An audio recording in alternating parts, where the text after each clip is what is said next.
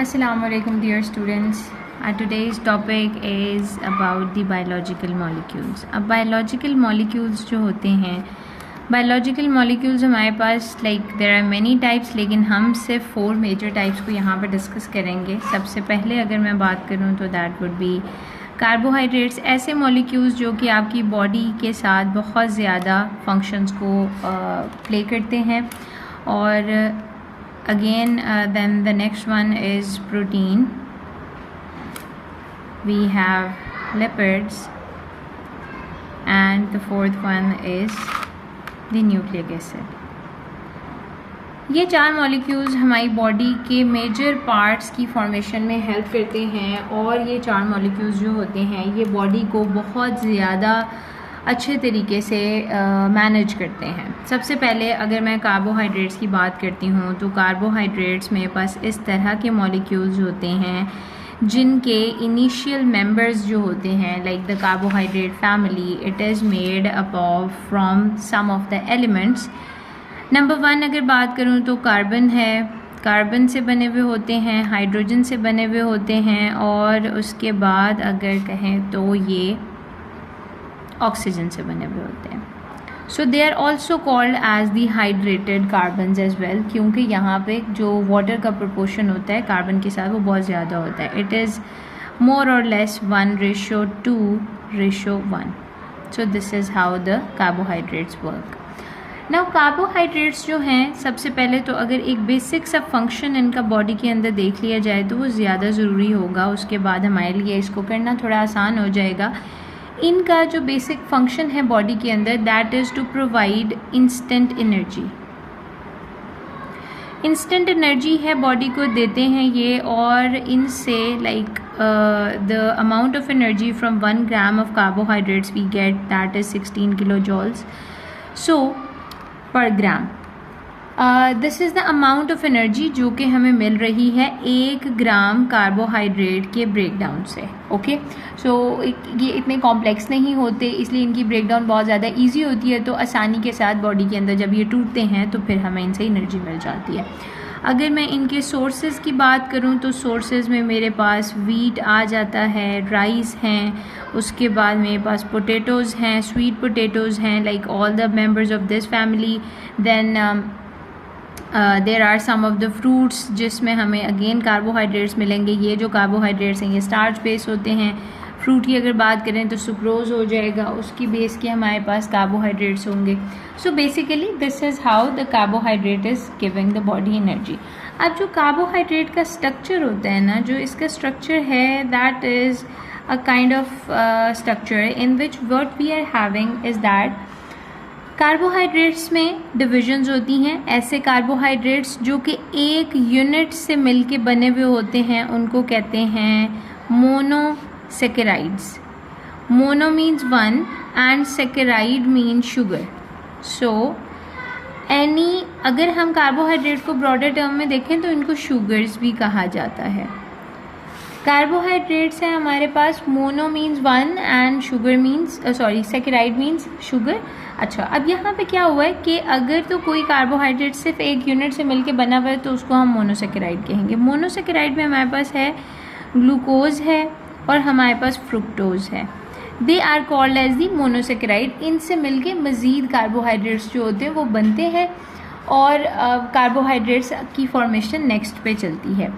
इन्हीं से आगे जाके कॉम्प्लेक्स कार्बोहाइड्रेट्स भी बनेंगे. We'll discuss those again. अब मैं अगर कहूँ कि 2 या 2 से लाइक ज़्यादा 4 यूनिट्स से मिलके जो बने हुए कार्बोहाइड्रेट्स होते हैं वी कॉल देम डाइसेकेराइड्स. अब इसके अंदर एग्जाम्पल आ जाता है सुक्रोज का, माल्टोज का. अब ये एग्जाम्पल्स आगे मेरे पास डाइसेकेराइड्स के, ऐसे कार्बोहाइड्रेट्स जो 2 या 2 से ज़्यादा यूनिट से मिलके बने हुए होते हैं. अगेन अब यहाँ पे अगर बहुत सारे like there are multiple units of carbohydrates होंगे तो उसको हम कहेंगे polysaccharides. Like we can not count, they can be hundreds, they can be thousands. तो इस तरीके से अगर कार्बोहाइड्रेट्स प्रेजेंट है तो वो जो हैं वो कहलाए जाएंगे पॉलीसेकेराइड्स। पॉलीसेकेराइड्स के एग्जांपल में हमारे पास आ जाता है स्टार्च, पॉलीसेकेराइड के एग्जांपल में सेलुलोज आ जाता है, पॉलीसेकेराइड के एग्जांपल में ग्लाइकोजन आ जाता है। They are the very basic ones for your knowledge. Starch में अगर देखें तो there are many glucose molecules. अब ग्लूकोज का जो स्ट्रक्चर होता है केमिकल, वो हमारे पास इस तरह का होता है। तो ग्लूकोज के बहुत सारे मॉलिक्यूल्स जो हैं वो यहाँ पे आके अटैच हुए होते हैं और इनकी अटैचमेंट के साथ मज़ीद ग्लूकोज जो हैं वो बनते हैं और सोर्स ऑफ एनर्जी प्रोवाइड कर रहे हैं बॉडी के अंदर या स्टोर हो रहे हैं। प्लांट के अंदर इसका ज़्यादातर काम क्या होता है, स्टोरेज में काम आता है। और अगर सेलुलोज को देखें तो सेलुलोज का ये काम होता है कि सेलुलोज प्लांट को सपोर्ट कर रहा है क्योंकि ये सेल वॉल का मेन कंपोनेंट होता है और उसके बाद ये सेल की शेप को मेंटेन कर रहा है। ग्लाइकोजन अगर देखा जाए तो ग्लाइकोजन में ऐसा होता है कि glycogen it is called as the animal starch. Animal starch का मतलब ये है कि काम तो इसका भी स्टार्च वाला ही है, like it is being stored in the body, but what happens कि ग्लूकोज जो है उसको ग्लाइकोजन की फॉर्म में स्टोर कर दिया जाता है एक हार्मोन की हेल्प से। और फिर क्योंकि ये वाटर इनसॉल्युबल होता है तो ये बॉडी में, जब बॉडी को एनर्जी की ज़रूरत होती है तो इसको अगेन ग्लूकोज में कन्वर्ट किया जाता है, ब्लड शुगर के साथ मेंटेनेंस होती है और एनर्जी प्रोवाइड हो जाती है। यहाँ पे जो नोटिसेबल बात है वो ये है कि जब आप कार्बोहाइड्रेट का इंटेक करते हैं तो कार्बोहाइड्रेट डाइजेशन के बाद हमारे पास जो सिंपलेस्ट फॉर्म में आएगा वो ग्लूकोज में कन्वर्ट होगा। So we can say that the product of digestion of carbohydrate is glucose with the help of an enzyme that is called as the amylase. Enzyme हमारे पास होती है दैट इज स्लाइवडी अमाइलेज, या फिर हम उसको सिंपली अमाइलेज भी कह सकते हैं क्योंकि पेंक्रियाज में भी रिलीज होती है तो वो पेंक्रियाटिक अमाइलेज हो जाती है। ठीक है, तो प्रोडक्ट ऑफ डाइजेशन जो है, product of the carbohydrate digestion is called glucose और ग्लूकोज आपको instant source of energy provide करता है। Moving on to the other major molecule that are called as the proteins. Proteins जो होते हैं ये they are mainly made up of molecules like elements like nitrogen.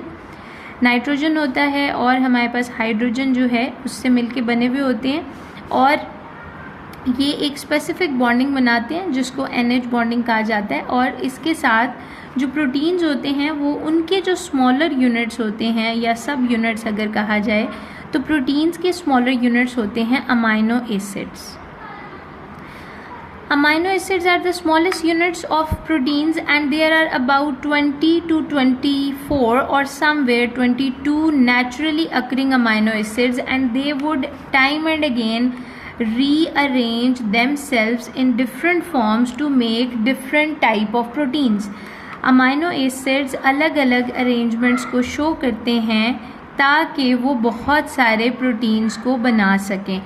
हमारे पास same amino acids होंगे, कुछ examples मैं आपके साथ शेयर करती हूँ। That is valine, that is leucine, that is alanine. ये हमारे पास कुछ अमाइनो एसिड की टाइप्स हैं। मज़ीद आप देख भी सकते हैं कि ये अमाइनो एसिड्स रहेंगे यही 20 to 24, लेकिन there are thousands of proteins जो कि इनकी रीअरेंजमेंट के साथ बनते हैं।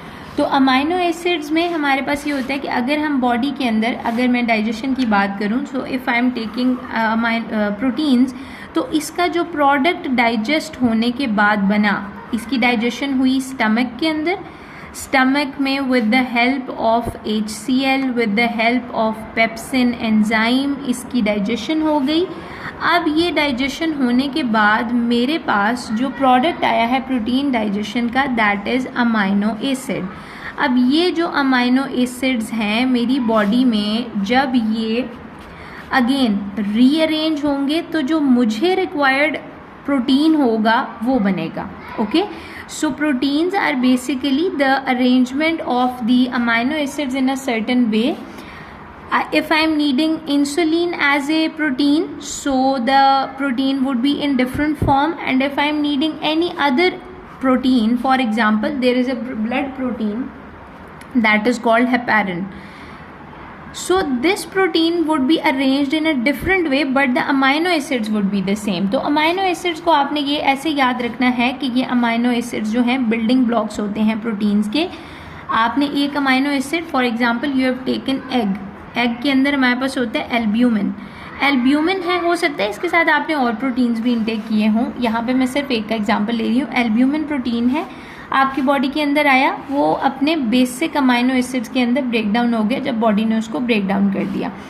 अब आपको चाहिए इंसुलिन, तो वही अमाइनो एसिड्स अलग फॉर्म में आपकी बॉडी रीअरेंज करेगी और उनको इंसुलिन की फॉर्म में कन्वर्ट कर देगी। तो ऐसे आपकी बॉडी प्रोटीन्स को यूटिलाइज करती है। अगर डाइजेशन की प्रोडक्ट देखते हैं प्रोटीन की, तो वो हमारे पास आ जाती है amino acid. Moving on to the next, what we are having is that हमारे पास है लिपिड्स।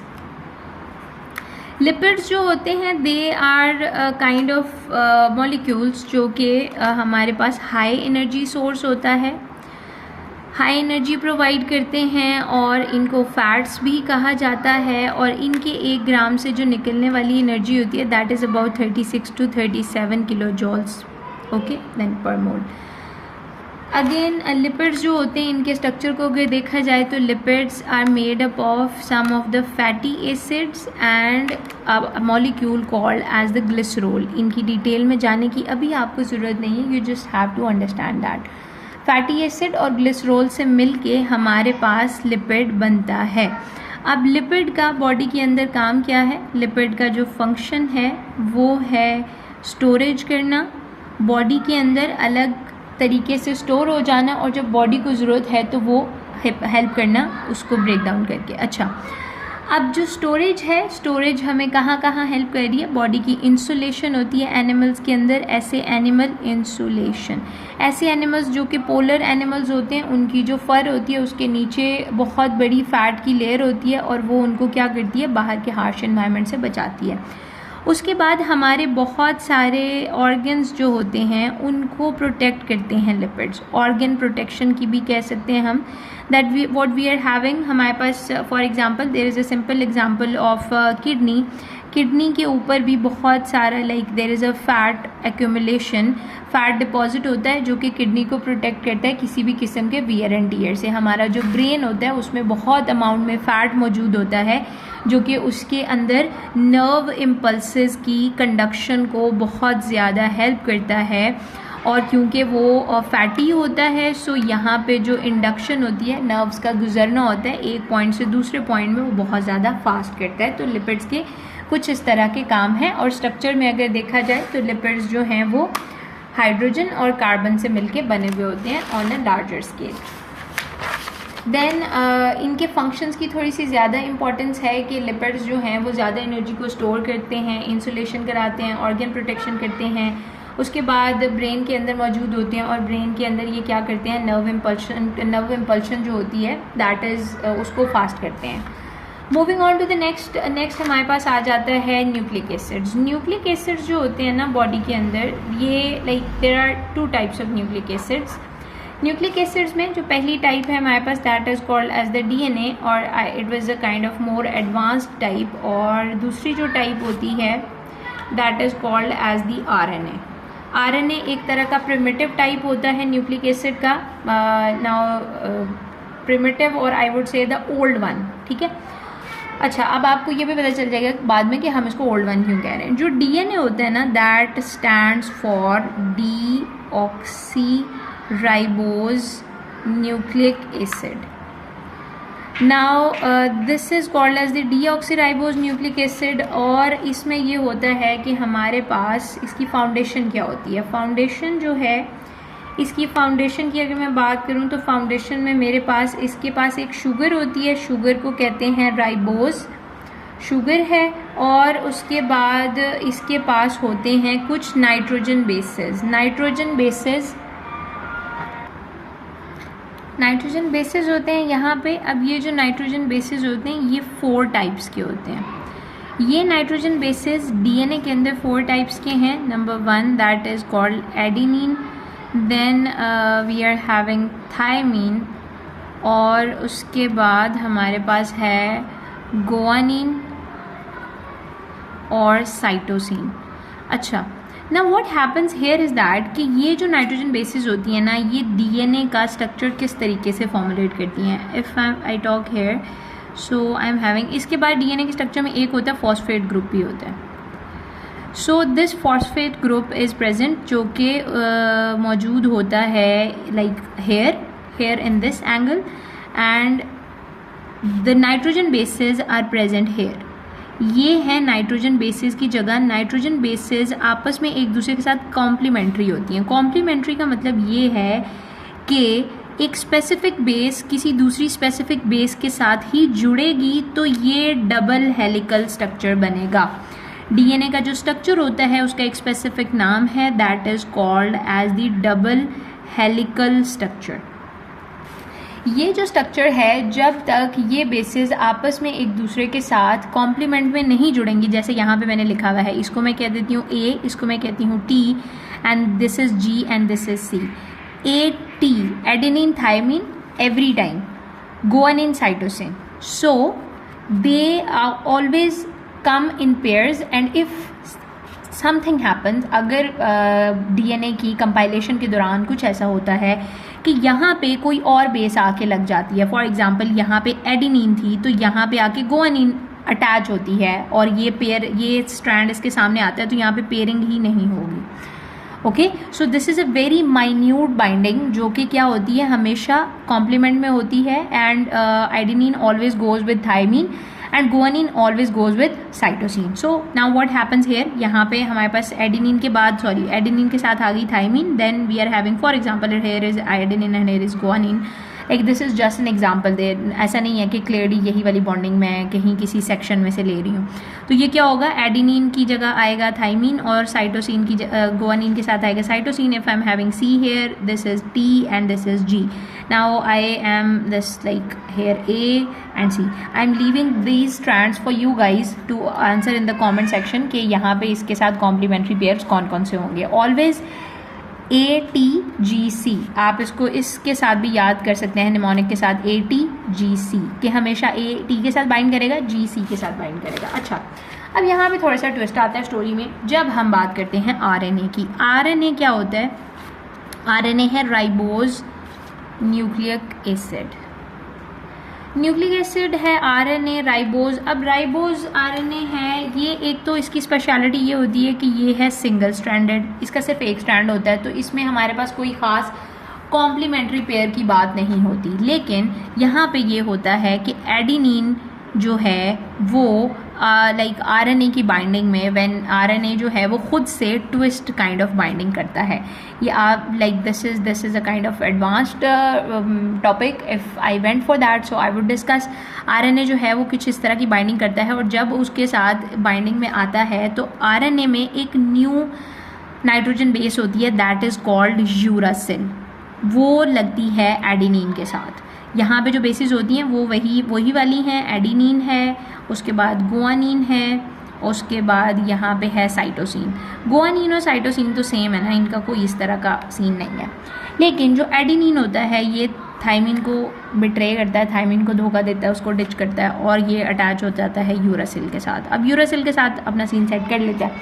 यूरासिल के साथ जब ये अपना सीन सेट करता है तो जो थायमिन होती है वो चाहिए तो साइड पे हो जाती है। खैर, adenine and uracil are here, now they would be the complementary pairs, और इसमें भी इसी तरह से हमारे पास बाइंडिंग होती है। अच्छा, अब थोड़ा सा एक हम ज़रा अब प्रोटीन के साथ इसका लिंक कर लेते हैं। This is all about the biological molecules. होता ये है, हमारी बॉडी में प्रोटीन्स कैसे बनते हैं। हमारी बॉडी में प्रोटीन्स ऐसे बनते हैं, एक like there is a thing called translation, simple translation. हमारे पेरेंट्स से हमें एक डीएनए आता है, हमारी बॉडी इंटायरली प्रोटीन से बनी हुई होती है, क्योंकि हमारी बॉडी की हर एक सेल में डीएनए मौजूद होता है, और हर एक डीएनए किसी ना किसी प्रोटीन के लिए कोडिंग कर रहा होता है। ठीक है, these are called as the code. अच्छा, अब ये जो डीएनए होता है, डीएनए के ऊपर स्पेसिफिक नाइट्रोजन बेसेस लगी हुई होती हैं। अब ये जो नाइट्रोजन बेसेस हैं, इनका काम होता है क्या करना, अमाइनो एसिड्स की फॉर्मेशन करना, अमाइनो एसिड्स की फॉर्मेशन करना। अब जैसा बेस आपके पेरेंट्स से आपको आया, वैसा ही अमाइनो एसिड आपकी बॉडी में बनेगा, और वो अमाइनो एसिड अल्टीमेटली रीअरेंज होगा और वो एक प्रोटीन को बना देगा।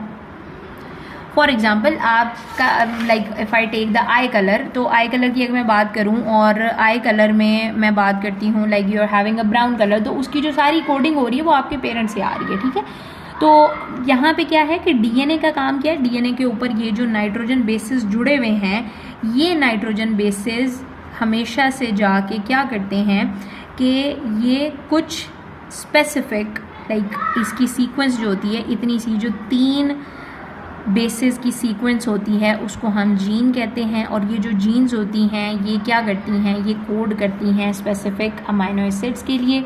अमाइनो एसिड्स बनते हैं तो वो प्रोटीन्स बनाते हैं, और प्रोटीन्स एंटायरली आपकी बॉडी के अंदर डिफरेंट स्ट्रक्चर्स को बनाती हैं। Okay, so this is all about the biological molecules. If you would have any of the questions you can ask in the comment section. Thank you for watching.